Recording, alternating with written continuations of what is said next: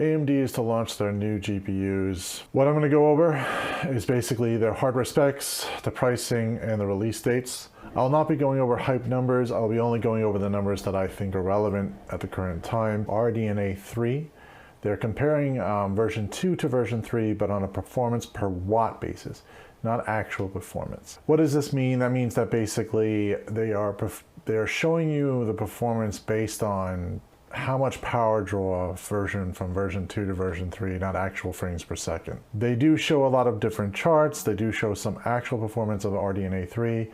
I just wish they would show more of version 2 to version 3, but all these graphic card vendors seem to do the same thing, where they're comparing odd numbers that basically don't really make a lot of sense to me. I think that we need real numbers that are based off of real hardware. They also go into FSR3, claiming a 2x performance in frames per second over FSR2 at 4K resolution. But it's not going to be available on launch. It's only going to be available in 2023. So we should see that hopefully in the first quarter, but that's not what they're promising. They're just saying sometime in 2023. The new Adrenaline software suite that will not require login or account tracking will also be a unified UI. We've added a few new features. The AMD drivers have also come a long way based off of the previous drivers. Every time on the desktop GPUs, the drivers get better and better and better. So I don't expect it to be any different here. It should probably just perform a little bit better. They're also adding new features for gamers, including the Hyper RX, which is spelled HYPR-RX. I guess that's one way to spell it. Faster frames per second and faster response time. That also is not going to be available during the launch of the new graphic card that will be only coming out in the first half of 2023. They also went over AI operations for the GPU, which is also a new item for all the manufacturers, which they're all discussing. This is a technology that basically predictively renders the next frame based off the previous frames that were displayed. I feel like they're throwing around this word AI a little too much. As a programmer and a technician, so I can respect both hardware and software, I feel like this is really predictive / responsive learning based on the previous frames. So it's not really AI. It's basing it off the subset of data that it had before and then guessing at what the frame is coming forward. That's not actually AI in my opinion. I feel like that's more just clever programming. But you know, if they want to call it AI for marketing, I guess they could. So I just don't think it's really AI. It's not, it doesn't have an actual artificial intelligence portion to it. It actually is doing what they call predictive frame rendering. So again, you could take this either way. I'm probably going to just say that this is a little overboard for what it is, but I guess they're trying to keep it simple. Ray tracing improvements of 50% per compute unit is supposed to be happening, and also AMD has also been behind the ray tracing performance of their other cards out there. If the numbers do hold true, then AMD is going to have a real big boost in performance here for ray tracing games. If you're not into ray tracing games, this really has nothing to do with you, but if you are into more of the games that have very beautiful scenery or any type of ray traced scenery and reflections and stuff like that, that'll be a very big difference compared to their previous card. A really big hardware difference is going to be the DisplayPort version 2.1 is now going to be supported in all of their new GPUs. This will enable future proofing of larger displays like your 8K displays and even better performance for your 4K display. Now, DisplayPort version 2.1 really isn't out for most monitors, so this is just, again, this is a future proofing situation that will be able to allow your card to sustain higher frame rates for a longer time in a newer monitor. I don't see this affecting a lot of gamers unless they're basically using 8K monitors, but even for the 4K specs, it should be a little bit better response times. I personally won't see this. I game in 1080p.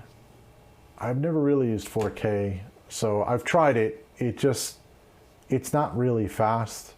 And honestly, most of the games that I play in 1080 is perfectly fine, and the resolution is great, and the responsiveness is good on the monitor, as well as the gameplay itself is perfectly colored, and it's nice looking.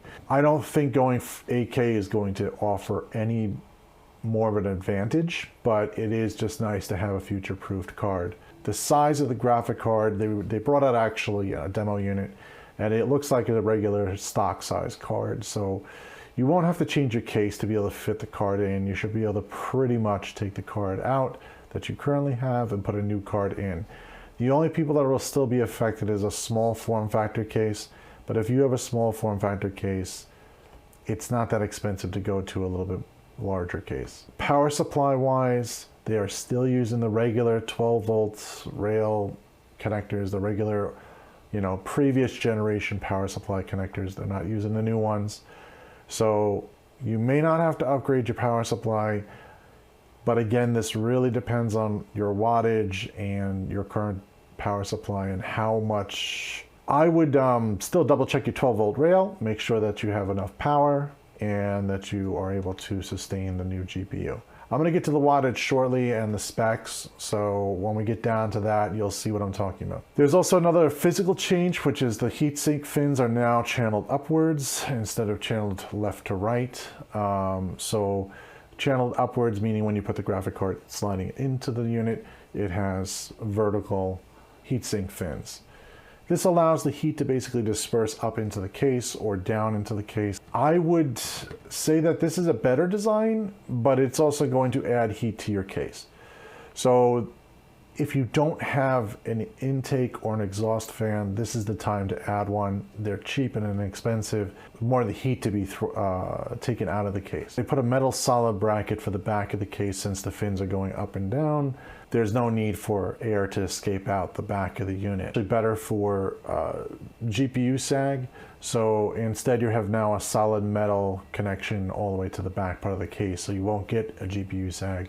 Or if you do, it'll be very minimal. Let's go into this. The models and the specs for the following. The Radeon RX 7900 XTX, which is the higher end graphic card. That is 24 gigabytes GDDR6 memory, DisplayPort 2.1, 96 compute units, 2.3 gigahertz game clock, AV1 encoding and decoding available, hardware encoding and decoding available. So it's using 355 watts of power, a price starting at $999, so under $1,000. And the other graphic card that's going to be coming out is also a Radeon RX 7900 XT, that's without the third X. And that is a 20 gigabyte GDDR6 graphic card with a DisplayPort 2.1, 84 compute units, 2 gigahertz game clock, also AV1 encoding and decoding for hardware, using only 300 watts of power, and that's priced at $899. Both of those graphic cards are supposed to be available December 13th, 2022. We shall see if it comes out on December 13th, 2022. This is going to be a really good competitive price point for a graphic card of this standard. I still feel like it's going to be underpowered compared to its competition, but you're also paying about $600 less, $500 to $600 less for this graphic card, and you may not have to upgrade your power supply, which could be another additional savings of about a good few $100, $100 to $200, depending upon the power supply that you would require. Where this, I believe, will be much more successful because of the fact that you don't have to change so much to make the card work, including your case size and or your power supply. This really makes it a much better deal. Please stay subscribed. We do have some more videos coming up. We still have some tutorials coming up soon, so those are going to be worth watching. And subscribe, like, and comment below if you're going to go with one of these graphic cards. If you are, which one and why? I would really like to know. We'll see you in the comments, and we'll see you in the next one.